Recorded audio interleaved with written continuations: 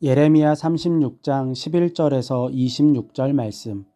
자기들의 옷을 찢지 않았다.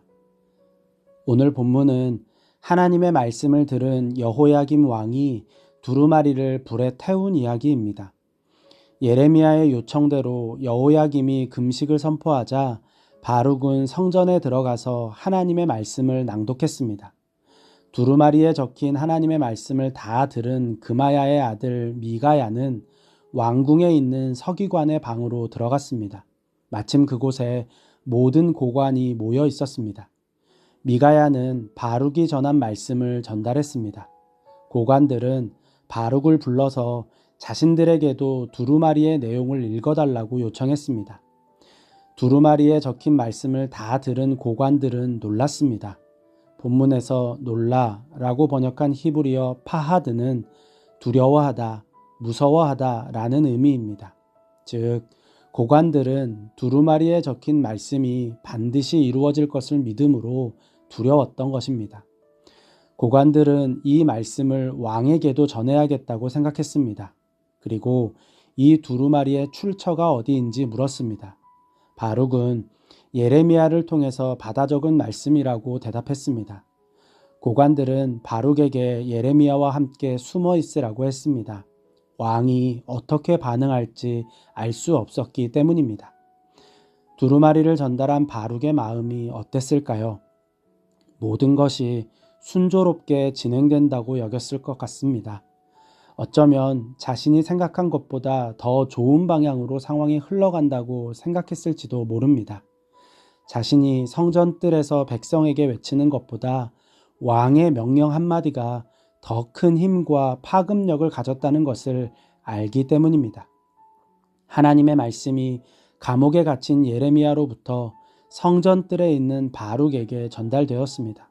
그리고 성전 뜰에 선 바룩으로부터 서기관의 방에 모인 고관들에게 전달되었습니다.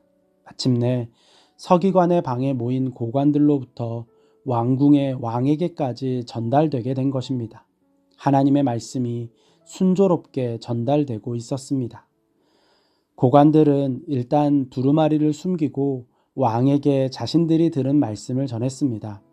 고관들의 말을 들은 왕은 두루마리를 가져와서 낭독하라고 명령했습니다. 마침내 왕 앞에서 두루마리가 낭독되었습니다. 그런데 여호야김의 반응이 비참했습니다.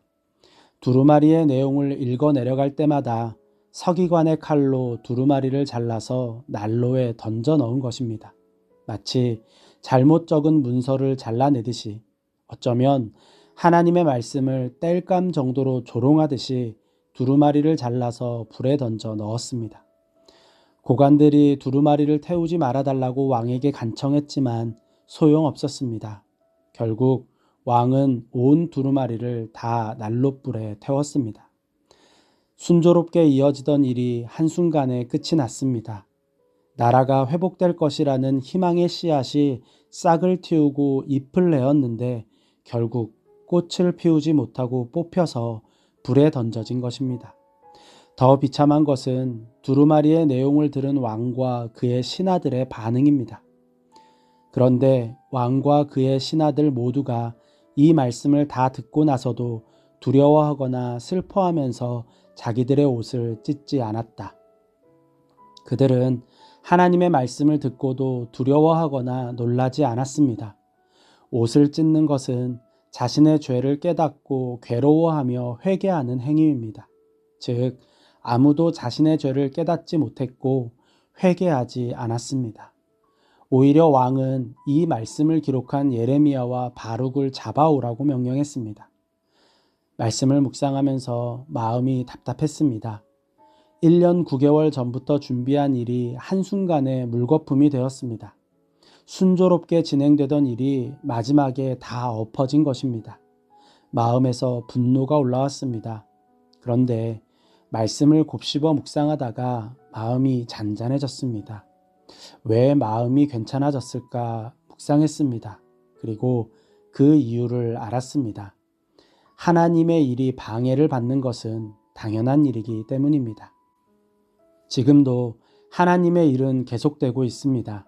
그리고 하나님이 일이 진행되는 곳에는 항상 방해와 걸림돌이 있습니다.